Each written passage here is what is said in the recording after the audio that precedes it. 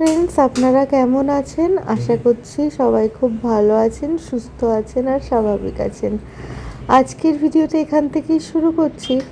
ভিডিওর থাম্বনেলটা দেখে বুঝতেই পেরেছেন যে কী রিলেটেড ভিডিও হতে চলেছে।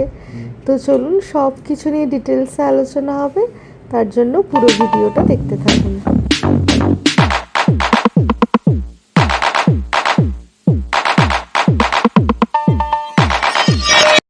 Hello friends, good morning from Siliguri. আর এখন আমরা আছি শিলিগুড়িতে। কালকে একদমই ব্লগ করা হয়নি সেরকম, তো আজকে ফুল এনার্জি নিয়ে ব্লগিং স্টার্ট করেছি। তো চলুন একবার দেখাই এখানে এখানে কি আছে, কোন হোটেলে আছিলাম সেই সবগুলো একবার দেখিয়ে দিচ্ছি। আর এই যে আমরা এখন বাইকের ড্রেসে রেডি হয়ে গেছি। এটা ছিল আমাদের রুম। আমরা যখনই শিলিগুড়িতে আসি এই হোটেলটা নিই, আর খুব ভালো অ্যাকচুয়ালি। আর এই যে একে তো চেনে নি আমার বর। একটু হাই করে দাও, হাই করে দাও। আর এই যে জুতো পরছে আর সমানে ফোন এসে যাচ্ছে ভিআইপিদের মতো। আর এইদিকে তো ডাইনিং একটা টেবিল ছিল, আর এইদিকে একটা র্যাক ছিল, যা যেরকম থাকে অ্যাকচুয়ালি। তো এই যে মোটামুটি হয়ে গেছে। আমরা এখন শিলিগুড়ি থেকে বেরিয়ে পড়েছি। এখন আমরা যাব কার্শিয়াং। আর শিলিগুড়ি থেকে কার্শিয়াংয়ের ডিস্টেন্স হলো 33 কিলোমিটার মতো। আর আমরা যে হোটেলটা বুক করেছিলাম তার নাম সানস্পট হোটেল। সেটার ডিস্টেন্স প্রায় ওই 34 কিলোমিটার মতো, যেটা যেতে ম্যাপ অনুযায়ী সময় দেখাচ্ছে 1 ঘন্টা 15 মিনিট মতো। কিন্তু যেহেতু পাহাড়ি রাস্তা আর এত লাগেজ সাথে, তাই জন্য আমাদের যেতে একটু বেশি টাইমই লেগেছিল। এখানে আমি ডিস্টেন্স আর কতটা পেট্রোল লেগেছিল তারও ডিটেলসে আমি এই ব্লগের মধ্যে দিয়ে দিচ্ছি। এখন আমরা এসেছি একটা পেট্রোল পাম্পে। এখানে ফ্রি এয়ার বক্স রাখা রয়েছে। এখান থেকে গাড়ির চাকায় একটু এয়ারের পাম্প করে নেওয়া হচ্ছে। যেহেতু আমরা পাহাড়ে উঠবো আর সেখানে যদি পেট্রোল পাম্পে ফ্রি এয়ার সিস্টেম না থাকে, তো তাহলে তো গাড়ি চালানো ডিফিকাল্ট হয়ে যায়। কিন্তু এখানে ফ্রি এয়ার পাম্প করার জন্য আলাদা করে কোনো লোক থাকে না, যে যার নিজের গাড়িতে নিজেরাই ফ্রি এয়ার পাম্প করাতে পারে। এখান থেকে আমাদের এয়ার রিফিল করানো হয়ে গেছে। এবার আমরা যাচ্ছি কার্শিয়াংয়ের উদ্দেশ্যে। সামনেই পড়বে দার্জিলিং মোড়।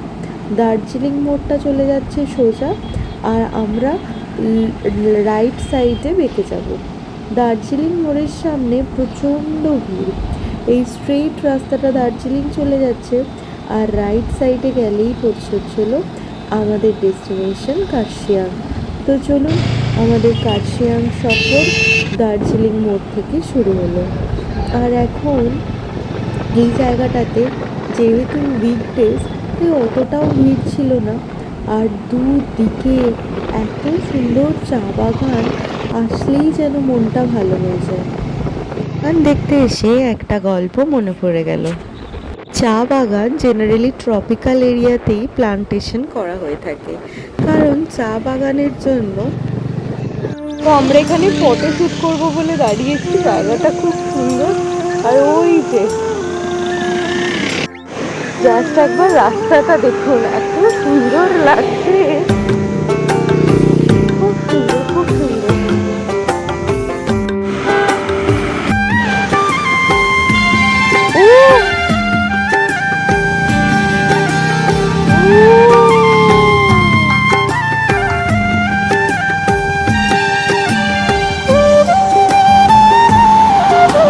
এখন আমাদের ফটোশ্যুট করা কমপ্লিট হয়ে গেছে। এখন আমরা দুজনে বাইকে করে কার্শিয়াংয়ে যে হোটেলটা আগে বুক করে রেখেছিলাম সেই দিকেই এগিয়ে তুলছি। আর যাওয়ার সময় দেখছি চা বাগানে কি সুন্দর সবাই চা পাতা তুলছে। এই দৃশ্যটা কিন্তু আমরা এতবার নর্থ বেঙ্গলে এসেছি, কখনো দেখতে পাইনি।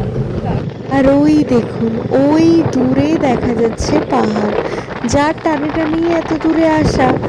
দেখতে কাছে মনে হলো এখনো কার্শিয়াং পৌঁছাতে বেশ অনেকটা সময় লেগে যাবে। গুগল ম্যাপে যে সময়টা দেখাচ্ছিল সেটা যারা কিনা পাহাড়ে থাকে তাদের জন্য অ্যাপ্লিকেবল হলেও আমরা যারা কিনা প্লেন এরিয়া থেকে পাহাড়ে এসি তাদের জন্য পাহাড়ে ড্রাইভ করতে একটু বেশি সময় লাগছিলই বই কি। তো কথা বলতে বলতে আমরা এগিয়ে চলেছি। হ্যাঁ, আপনাদের মধ্যে একটা প্রশ্ন থাকতেই পারে যে বাইকে করে এত দূরে ঘুরতে এসে আমাদের কিরকম কি খরচা হতে পারে, বা আপনারা যারা যারা আসবেন ভাবছেন তাদের কত কি খরচ হতে পারে। তো চলুন তারই একটা এস্টিমেট আজকে আমি দিয়ে দিই। যে সমস্ত হোমস্টেগুলো রয়েছে সেই হোমস্টেগুলোতে জেনারেলি এক রাতের ফেয়ার নেয় 1200 থেকে 1500 টাকা। আর আপনারা যদি ব্রেকফাস্ট আর ডিনার সাথে নেন, সেই নিয়ে যে কম্বো প্যাকেজটা হবে তার প্রাইস পড়ে যাবে পার হেড 1200 টাকা থেকে 1500 টাকার মতো এক রাতের জন্য। মানে আপনারা যদি দুজন যান তবে থাকা আর ব্রেকফাস্ট আর ডিনার মিলিয়ে আপনার খরচা হতে পারে 2400 থেকে 3000 টাকার মতো। সেটা সিজনের ওপরও কিছুটা ডিপেন্ড করে থাকে। প্রথম আমরা পাহাড়ে বাইক চালাচ্ছি, তার একটা অনবদ্য এক্সপিরিয়েন্স তো আছেই। দুদিকে পুরো সবুজ গাছ, আর তার মধ্যে দিয়ে বাঁকে বাঁকে করে পাহাড় উঁচুর দিকে উঠে চলেছে। এখন আমরা যেতে চলেছি কার্শিয়াংয়ে। কার্শিয়াংয়ে আজকে আমাদের স্টে আছে। আর আজকে আমরা যে হোটেলটাতে ছিলাম সেই হোটেলটাতে আমাদের আলাদা করে খাবার নিতে হয়েছিল। আর এমনিতে অনলি ফর স্টের জন্য হোটেলটার প্রাইস ছিল 1200 টাকা পার নাইট। এখন আমরা পৌঁছে গেছি রোহিণীর সামনেটাতে। যারা কিনা কার্শিয়াং হয়ে যান বা কার্শিয়াং হয়ে ফেরেন তারা তো এই রোহিণীর সামনেটা সবাই চেনেনি। আর এই রোহিণীর সামনেটাতে প্রচুর স্টিফ রাস্তা ছিল। আমাদের যেহেতু প্রথম আজকেই পাহাড়ের হাতে খড়ি হতে চলেছে, তাই এখানে ওঠার সময় আমাদের প্রচুর প্রবলেম হচ্ছিল। আর এই জায়গাটাতে দেখেছেন এই গাড়িটার চাকা বসে গেছে, পাশে যে সরু জায়গাটা ছিল ওখানে চাকাটা পড়ে গেছে। কি মুশকিল হলো। এই জন্য আমরা খুব সাবধানে বাইক চালাচ্ছিলাম। আমাদের 1 ঘন্টার রাস্তা যেতে 2 ঘন্টা মতো টাইম লেগেছিল পাহাড়ে। এখানে দুদিকের চা বাগানটা দেখুন কি সুন্দর লাগছে দেখতে। সময় মানে এপ্রিল মান্থ নাগাদ কেউ যদি চা বাগানে আসেন তাহলে দেখবেন প্রচুর চা কর্মীরা তারা চা পাতা তুলছেন। আমরা জেনারেলি এই সময় কখনো আসিনি, তাই এইবার এসে আমাদের সেই অভিজ্ঞতাও হয়েছে। আর ওই দেখুন দূরে পাহাড় দেখা যাচ্ছে। কার্শিয়াং সিটি যেন আমাদেরকে ইনভাইট করে। আর পাহাড় যখনই আসেন না কেন এমনিতেই মনটা যেন ভালো হয়ে যায়। তার উপর যদি বাইকে হয় তাহলে তার আলাদাই ভালো লাগার মাত্রা তৈরি হয়। আর ওই দেখুন ওটা হলো সিল্ক রোড। এঁকে বেঁকে রাস্তাটা উপরের দিকে উঠছে, দুদিকে চা বাগান, তার মাঝে আমাদের গাড়ি এগিয়ে চলেছে আমাদের ডেস্টিনেশন কার্শিয়াংয়ের পথে। এখন আমরা প্রায় অনেকটাই চলে এসেছি, আর মাত্র কিছু সময়ের অপেক্ষা। দুদিকের সবুজ বিউটি দেখতে দেখতে আমাদের গাড়ি এগিয়ে চলেছে। এরপরে আমরা ঢুকে পড়বো একদম কার্শিয়াং।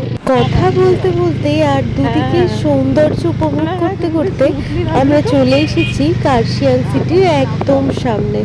সামনেই দেখুন ওই সাজানো শহরটা, ওটাই কার্শিয়াং সিটি। কার্শিয়াং সিটির ভেতরে থাকতে গেলে আপনাদের একটু বেশি পে করতে হতে পারে, তাই জন্য আমরা অফবিট কার্শিয়াংটাই চুজ করেছিলাম। তো কার্শিয়াং সিটি থেকে আমাদের হোটেলের ডিস্টেন্স ছিল ওই 10-15 মিনিট মতো হতে পারে অ্যাপ্রক্স। আর এই সময়ে ঘড়িতে প্রায় 1-2 মতো বাজে, কিন্তু এত মেঘ করেছিল যে কাঞ্চনজঙ্ঘা আজকে দেখাই যায়নি। কিন্তু এই সময়ে না কার্শিয়াংয়ে আসলে ঠান্ডাটা আপনি উপভোগ করতে পারবেন। দেখতে দেখতে আমরা হোটেলের সামনে মানে হোমস্টের সামনে চলে এসেছি। আর ওই যে ওখানে আমাদের হোমস্টে বা হোটেলটা, এখন গাড়ি তোলা হচ্ছে। এই স্লোপিং এরিয়া দিয়ে গাড়ি তুলতে হয়েছিল, একটু একটু অসুবিধা সাপেক্ষ হয়ে পড়েছিল। আর এইটা হলো আমাদের হোটেল থেকে সামনের ভিউটা, অসম্ভব সুন্দর ভিউ। এই হোটেলে যেহেতু আমরা দুজনেই ছিলাম পুরো নিজের বাড়ির মতোই ফিল হচ্ছিল যেন। এখান থেকে সামনেই হলো একটুখানি বেরিয়েছিলাম, যেহেতু আমরা ফিরতে ফিরতে 2-3টে বেজে গেছিলো আর হোটেলে লাঞ্চ বলা ছিল না, তাই জন্য আমরা এই সামনেই দেখতে গেছিলাম যে এখানে কিছু খাবার পাওয়া যায় কিনা। তো সামনে গিয়ে আমরা চাউমিনের একটা দোকান, ওই ছোট ছোট কিছু ঠেলা দেখতে পেয়েছিলাম, যেখানে ভেজ চাউমিন পড়েছিল 80 টাকা মতো। তো চলুন এখন ওই দোকানেই যাওয়া যাক, আর আজকের ভিডিওটা এখানেই শেষ করছি। হ্যাঁ হ্যাঁ হ্যাঁ, এখন আমরা বেরিয়েছি, দেখতেই পাচ্ছি না সামনে পুরো মেঘ, কি দারুণ লাগছে দেখতে। আর রাস্তাটা একবার দেখুন, পুরো মেঘের ভেতর দিয়ে, আর ওই যে মেঘগুলো আসছে, এত সুন্দর লাগছে দেখতে। আর নর্থ বেঙ্গল তো সব সময় সবার জন্য অল টাইম ফেভারিট। এই যে, আর এইদিকে আমরা এসেছি কিছু খাবার খেতে, এটা একদমই সামনে। আর এই সময় টুরিস্ট একদমই কম, খুবই কম। গাড়ি আসছে গো। আর এখন আমরা এক্সপ্লোর করতে বেরিয়েছি, নিচেও একটা রাস্তা আছে এই যে, আর এখানে একটা ভিউ পয়েন্ট আছে। তো চল, আমাদের সাথে সাথে আপনারাও এক্সপ্লোর করুন। আর ভিউ তো দারুণ আসছে। আর সব সময় একটা বেশ, হ্যাঁ জার্নি তো প্রচুর আছে বাইকে আসলে, যে চালাচ্ছে তার অনেকটা জার্নি তো, কিন্তু আসার পরে যে স্যাটিসফ্যাকশনটা হয় না, সেটাও গাড়িতে এসে যেন কোথাও ইনকমপ্লিট থেকে যায়। কার্শিয়াং বা যে কোনো পাহাড়েই একটু তাড়াতাড়ি সন্ধ্যা নেমে আসে। এই জায়গাটাতে বেশ কিছুক্ষণ একটু ঠান্ডার মধ্যে এনজয় করছিলাম, দেখতে দেখতে যেন ঝুপ করে সন্ধ্যা নেমে এলো। এই রাস্তাটাও নিচে ভিউ পয়েন্ট আছে বলছে, এক্স্যাক্টলি কি ভিউ পয়েন্ট আছে সেটা এখন অব্দি আমরা জানি না। তো চলুন গিয়ে দেখি। ও মা, চলো নামবে না। আজকের ভিডিওটা এই চাউমিন খাওয়া দেখেই শেষ করছি। ভিডিওটা ভালো লাগলে লাইক, শেয়ার অ্যান্ড সাবস্ক্রাইব করে দেবেন। Thank you.